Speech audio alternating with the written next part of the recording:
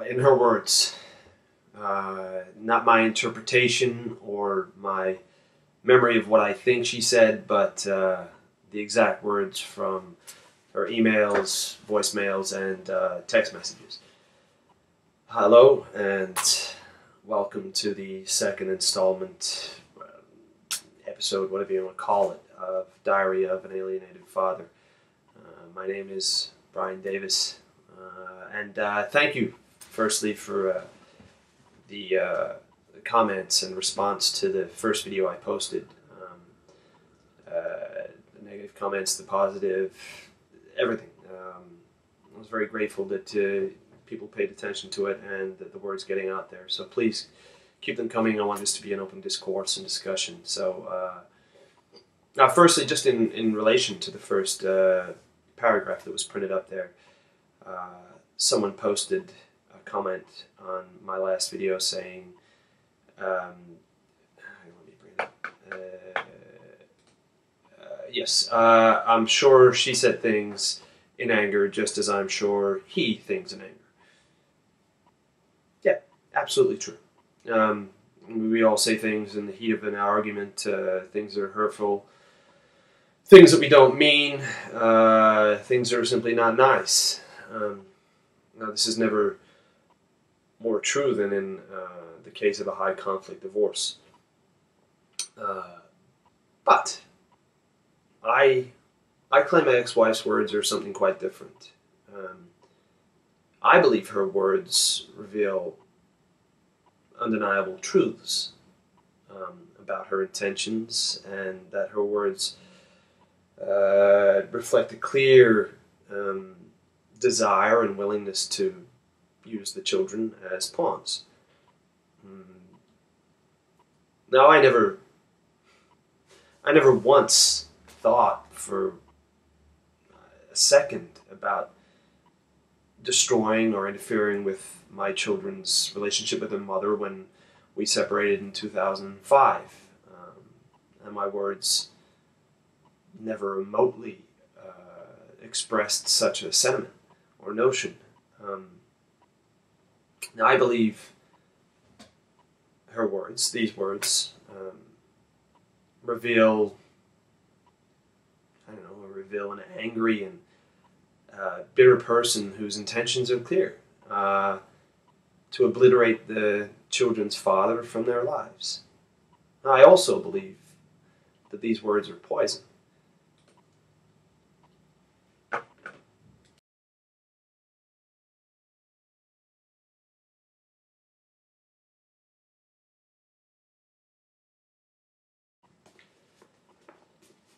There's a book called Divorce Poison by Dr. Richard Warshak.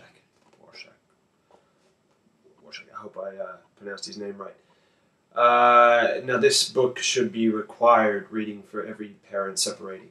In it, Dr. Warshak, he lists 9 characteristics children display when they are alienated from a parent. Let me just quickly read these for you. I'll be as quick as I can. Unreasonable, persistent negative attitudes about a parent who was viewed more favorably in the past. No apparent guilt for treating the parent with malice, contempt, and utter disrespect. Exploits parent by accepting money and gifts without gratitude. I'll get to you in a second. Explanations for the hatred or fear that are trivial, irrational, inadequate, and out of proportion to the rejected parent's behavior. One-sided views of parents. Children describe the alienated parent exclusively or predominantly in negative terms. By contrast, children describe the other parent as nearly perfect. In any conflict between the parents, the children automatically support the favored parent without exercising critical thinking or considering other perspectives. The parroting of adult language. The children's expressions echo the alienating parent, often clearly beyond the children's normal vocabulary and understanding. Preoccupation with the favored parent while in the rejected parent's presence, including frequent and lengthy phone conversations. Declaration of Independence. The children profess that their rejection of one parent is their own decision. Sounds a little bit familiar. Hatred by association. The children denigrate and reject relatives, friends, even pets associated with the rejected parent. It's great reading, and you should read it. I have a dog named Flynn, and yes, Beck and Justin met him once, and they hated him the moment they saw him. He's a dog. I don't understand how you can hate a dog unless he pees or bites you. And I believe children. I believe children don't naturally hate. I mean, I believe.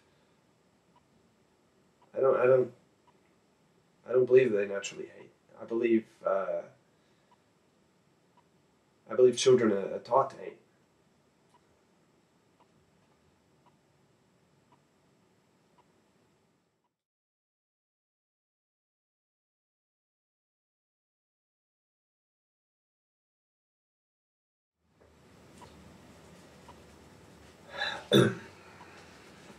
So what can we do about parental alienation? It's hard. There was a time when my children would run to me and hug me tightly. This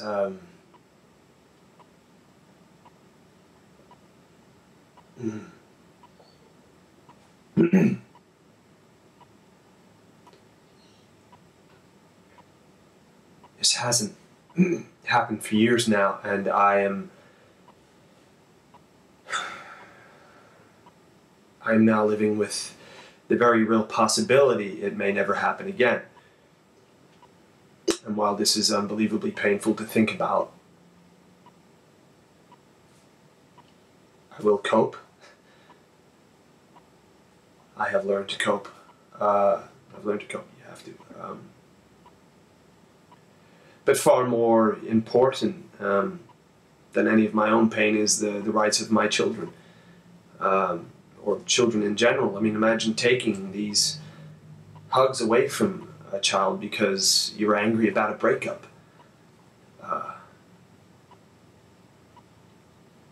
Something must be done about parental alienation. As courts, we need to recognize cases of alienation immediately in the process and try to come up with ways to intervene.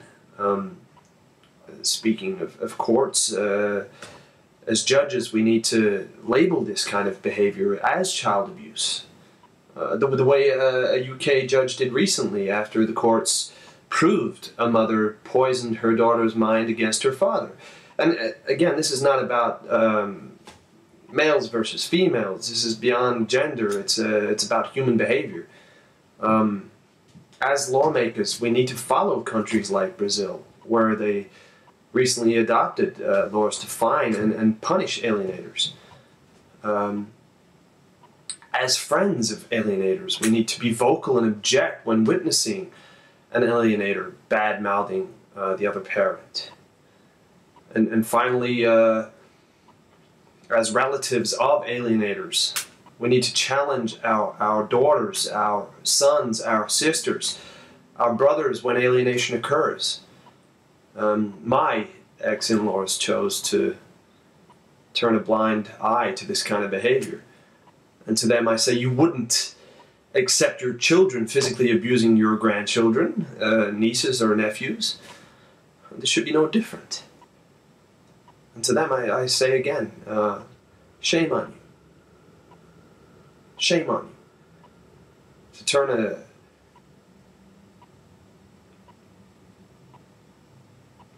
That's all I'll say for this installment. But thank you again for watching. Please leave your comments, if you will.